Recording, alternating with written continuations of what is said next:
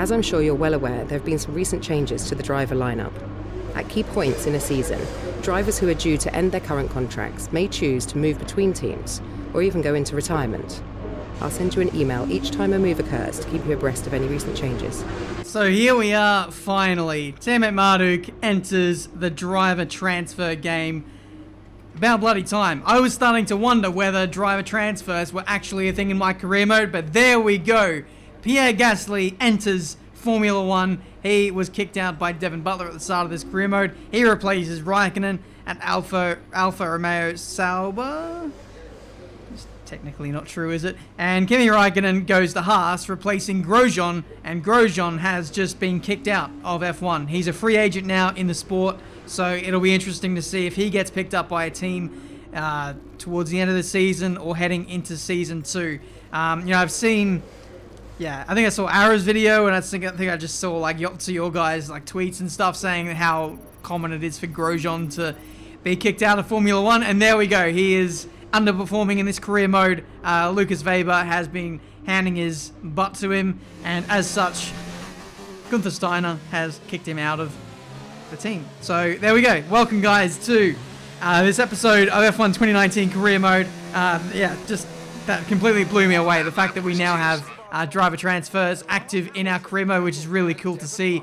So yeah, keep an eye out for Raikkonen to have some newfound pace, I suppose. He's gone from effectively one of the worst cars in the grid currently to one that's pretty much at the top of the midfield now, and he might potentially be able to challenge me in the back half of this season. But yeah, difficulty level, the reason why I mentioned that is because I'm having to push a lot harder to beat the qualifying program and just practice programs in Friday practice, and as such, more mistakes are coming out of my driving. So, pushing the limits, and mistakes are happening. But that's practice. Danny Rick, again, kicking my butt. Time for quali. Welcome to Japan and the impressive Suzuka track for today's qualifying session, where we should be underway shortly. So here we are for qualifying. That man will be grinning from ear to ear, knowing that, the car is getting pretty good at this stage of the career mode. Japan, I've heard from New Zealand Ryan that the AI here are absolutely ridiculous. They've got so much straight line speed here for some reason, but bear in mind that Ryan drives in the McLaren Honda. McLaren Honda. The McLaren Renault. So, it doesn't have the greatest straight line speed in the world, so evidently Ryan would be struggling in a straight line versus those guys, but I think he said it was a lot more prominent here at this circuit. So, I didn't really want to fiddle around with the difficulty all too much. I'm leaving it at the same level it was before Russia, so 107 difficulty.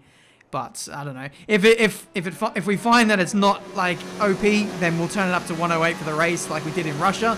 But otherwise, we will press on. I pretty much trust Ryan, and I imagine that it's going to be just as bad as what it was in France with the level of strength that the AI will have around this circuit. You can see, evidently already, we've already done one run, and we're last in a Renault, which is knocking on the door of like the Red Bulls. So, yeah, it looks like the AI are very, very strong here. Again, this just seems to be the most frustrating thing about F1 2019 at the moment. That some tracks are just really easy, like maybe Monza, maybe Singapore, and others are just impossible, like this one, and where else? France. And it's the same difficulty. How do we go from winning one race to then being pretty much last in qualifying the next on the same difficulty?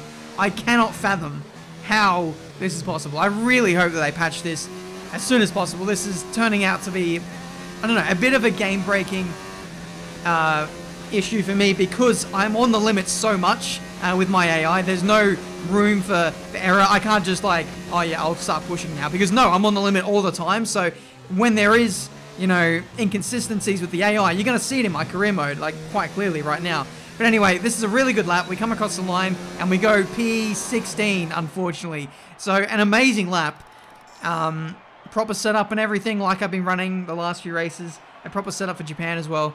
But not good enough. 1.7 seconds away from pole position. Danny Rick is right up there at the front, only 0.6 away. So, yeah, 1.1 seconds away from my teammate. It's too much.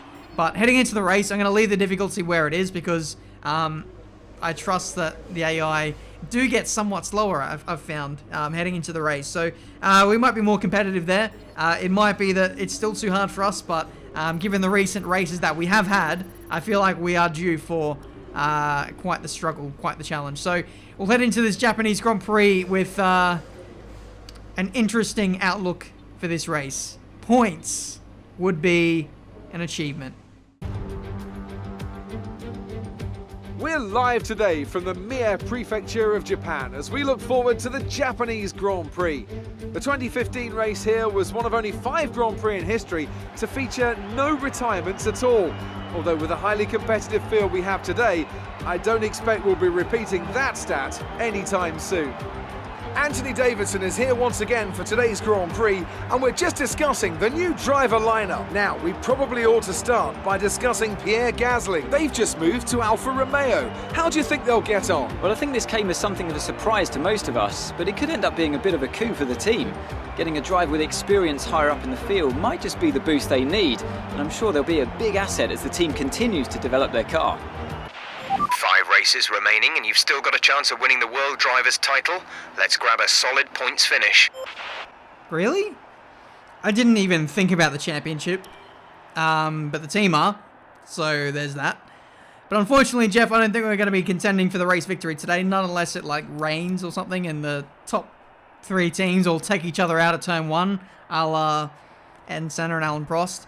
But we can remain hopeful. The AI can be a bit reckless around this circuit sometimes, like at turn 1. But 5 red lights, and away we go for the Japanese Grand Prix. 2-stop is on offer today. I'm sorry I didn't talk about the strategy, but we will deal with that in due course. Heading into turn 1, getting a bit ballsy there with Albon. Butler giving me the big squeeze as we approach the turn 1 apex. And just got to check the... Okay, no, I'm complaining to Jeff about my rival, who is Devin Butler. So that's me, even though I can't really rage at him, that's me signifying that I am raging at my rival, Devin Butler. But anyway, no front wing damage, thankfully. We can press on with this race and see what we can make of the AI's very strong pace as Albon gets caught up behind Russell. Russell having a bad qualifying. I've got to say, that's a bad qualifying for Williams now, given how strong they are in the field, but we got the inside of the Toro Rosso driver. We're going to mug off George Russell as well in the process, and that is us up in a P14. So yeah, a bad qualifying for Russell. He's been out-qualified by Kubica, which never happens. So, yeah, make of that what you will. Anyway, settling into this race, we're getting attacked by Russell, so the Williams still does have strong pace. They've been continually upgrading their cars, and I will give a bit of a spoiler here. I'm up to like Mexico in my career mode as me recording this right now, and Williams, they continue their development. They're getting to the level where they might actually overtake us if we're not careful. But anyway, just checking through the field, you can see there's a big train up ahead. I think Sebastian Vettel is heading that train, and he might have some front wing damage, which we will discover a little bit later on. But Russell having a little go at us into 130R. Thankfully, he backed out of the move, and we were able to hold on to P14. Butler is still getting caught up behind Kubica, so he's not exactly getting away. Yellow flag up ahead. Someone has gone off as Russell dives up my inside into turn 1. It's a Mercedes of Hamilton. So Hamilton has clashed with someone. We'll need to get a replay of what happened. Tried to go for a move on Vettel, I think. So Hamilton comes off worse for wear. He loses like a dozen positions and probably just as much time. And he's going to have a tough day of things trying to get back on the podium now for Mercedes. But anyway, tyres are getting a little bit worn. Surprisingly, not as much as I thought they would. Only 20 or 30% there, so not too bad. We dive up the inside of Russell again. That's deja vu into the hairpin. Don't mind if I do. And this time we have Lewis Hamilton now to contend with, and hopefully we can follow him through in this field. We've got a yellow flag, and that's why I think that's George Russell getting tangled up with one of the Toro Rossos. It might have been Albon. Albon just dives it up the inside into 130R, completely takes the left front tyre off of the Williams, and then he can't catch the car. He's out of the Grand Prix too, and for some reason, there is no safety car. No safety car at all. Honestly, who do I have to shag here in Formula 1 in order to bring out a safety car? I have not had a single one yet.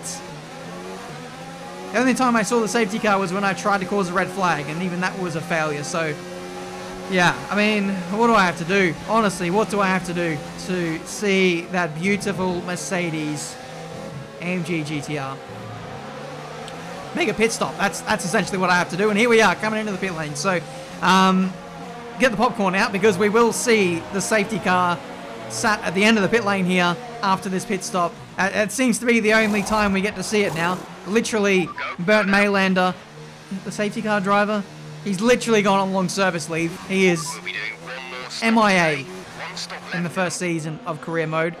You love to see it. But meanwhile, we're undercutting. We're trying to get the benefit of this train here, which is getting held up by Sebastian Vettel. You can see his right front end plate is missing. So front wing damage either by Hamilton or an incident that sparked before the Hamilton incident, which allowed Hamilton to have so much pace on him and try to overtake him. But anyway, yeah, I'm going for the undercut because it worked out so well. So well at Russia. It should only work even stronger here in Japan, given that the tire wear is probably twice as bad here compared to Russia. So we might see twice the benefit, but twice the drop off towards the end of the race. But I think going on the race strategy, Jeff wanted me to go onto the softs twice and mediums once. So even if we do this undercut, we can maybe get rid of the second soft compound stint and just go onto mediums twice to counteract that. But meanwhile, we've got Ricciardo getting a bit punchy here with a McLaren and an Alfa, and he saws his way through into a podium position, I believe, as a few people are starting to make their stops now. So Ricciardo looking strong in this Grand Prix. It's about time that he's got himself into a good grid position and is threatening the podium for once. But now we've got some people who have already made their stops and are threatening us, that being Verstappen. So halfway stage of this Japanese Grand Prix, everyone's still yet to make another stop, and I'm looking not too bad at this stage. 34% on the medium tyres. We might even be able to go onto softs again to finish off this race. We'll just have to wait and see. But if we are going to go into mediums, we might switch it within the next 2 laps or so. But anyway, Verstappen putting the pressure on at the moment. He's not exactly fast in a straight line, but he's good through the first sector, and he's good out of this final corner, which sets him up nicely for this start-finish straight. You can see he's in the slipstream, trying to grab as much toe as he possibly can. He's got DRS, but he's only just able to get alongside, uses the fresher tyres to go clean around the outside into turns 1 and 2. He gets the inside for the next left-hander, and that is him up in a P5. So my straight line speed nearly keeping me in the game there and keeping me ahead of Verstappen, but just the good chassis of the Red Bull was all the difference there. Round the outside into turn 1 and 2, and that is a very difficult move to pull off, but if anyone can do it, Max is your man. But anyway, we are getting ready for our final stop of the race. I've decided that I will be going on to the softs, and we'll take those to the end of the race and maybe even go for fastest lap, but I'm not too sure. We'll have to wait and see. I'm not feeling overly confident in terms of pace now, but here we go into the pit lane. I'd say on this lap, Hamilton goes clean as you like around the outside into the final chicane. And yeah, we're going to get off these tyres and onto a set of softs. So here we go. Fastest lap attempt possibly coming up. The AI are leaving it a little bit late for their final stop, if they are doing one at all. I don't know. They might be doing a one stop today. There's only 7 laps to go in this race.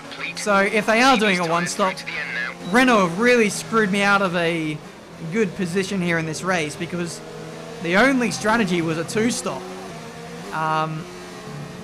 from the race strategy. 1 stop was never on the cards, and I never even considered it would be on the cards. But it seems like a lot of people stretched their soft compound tyres quite deep into the race, and they've gone on to mediums to finish off.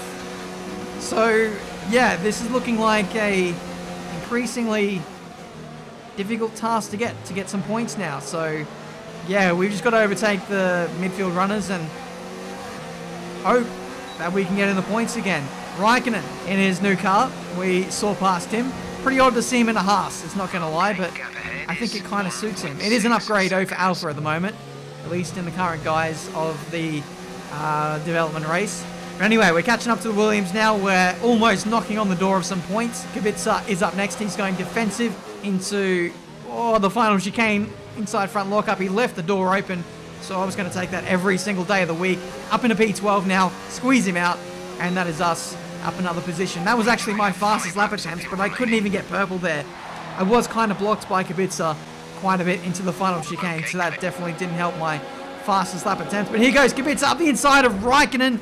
A desperate move. It did not work. He's out of the race essentially now. Got to change that front wing. He'll be last and probably retire from this race. Some information on Weber. They have an issue with their car. They're going to be slow. Ooh, Weber looking quite slow. Wonder what the issue is for him. He's only a few positions up the road. We're going to need him to have this problem as well because we're currently languishing in P12. Once we get past Norris, we'll be in P11 and then we'll be one spot away from getting some points. But yeah, this race really hasn't fallen into our grasp at all. The pace has been better in the race, but it's still not been up to the standard that I would expect it to be at, to be honest, when you compare it to the likes of Ricciardo. But yeah, the strategy just did not work out. I really should have just realized what was going on maybe with a tyre wear in the first stint and then extended the first stint and then just stretched the mediums to the end. We might have been in for a good race, to be honest. But up the inside of Norris we go, and there we go, up in a P11.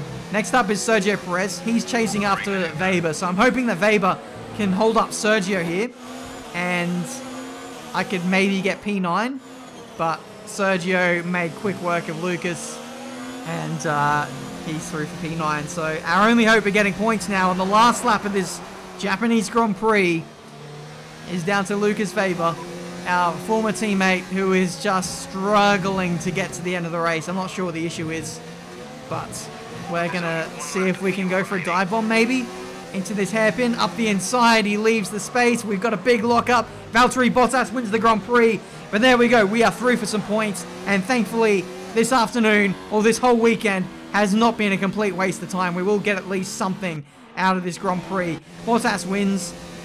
Ricciardo was in a podium position for much of the race, but then lost it in the dying laps. So he ends up in P4. But for us, a race which could have been so much more if we got the strategy right. Okay, pick up rubber and bring it home. So after a magnificent race, we can now see the drivers making their way to the podium. Once again, it's the Silver Arrows who take top spot. A well-earned victory for Mercedes. So Bottas answers back in the championship. Leclerc P2 on a day where his teammate was just absolutely nowhere. But Vettel fought back pretty well. I think he got himself back well inside the top 10, so not a bad effort from him. Verstappen gets P3. It seems like with Red Bull, it's like one car does well, the other is a bit kind of nowhere, I've noticed. But 1 point for the championship tally. Ricciardo gets a big swag of points. And depressingly, we pitted for softs near the end of the race and we couldn't get fastest lap. So evidently pace wasn't strong here. I tried to go for the undercut. Turns out that was the thing that screwed me out after all, because everyone was switching to a one-stop and I had absolutely no idea that they were even trying that. So it's a big loss of points, unfortunately. Dropped the ball, fumbled the bag, I'd say, in terms of momentum. But I was sort of half expecting this coming into Japan, knowing how strong the AI were. But could have been a bit more maybe if we got the strategy right. But hey, if we can at least show a little bit of promise on a difficult track like this, then gives me a bit of hope heading into future episodes of career mode. But there we go, guys. That has been this video for today. In terms of the upgrades now, I'm going to target some front downforce because we're heading into Mexico. It's a circuit which requires, good levels of downforce, but you also require straight line speed. So if I can have better natural downforce in the car. I can run less wing and be more competitive. But one thing that's really been drawn to my attention today is, of course, the tyre wear, a big talking point. So, yeah, tyre wear, if the upgrade was on the car today, we might have been able to stretch it to the end. But heading into Mexico, that is a circuit which absolutely eats the tyres all around. So if we can have those 2 upgrades go on the car and be successful, then we should hopefully have a much better race car to contend with at that Grand Prix. But that's it from me today. Thank you so much for watching. Again, I appreciate all the love and support you guys have been giving me on my videos. So if you're new around here, please subscribe. And with that said, thank you so much for watching. Until the next video, I'll see you next time.